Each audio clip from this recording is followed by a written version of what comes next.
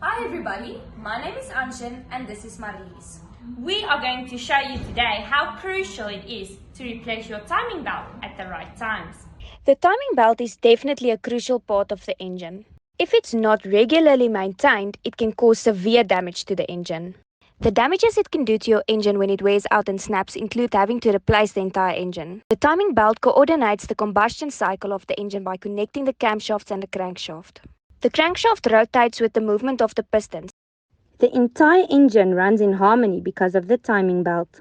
When the timing belt breaks, the pistons can hit the valves and it causes the timing on the valves and the pistons to be out.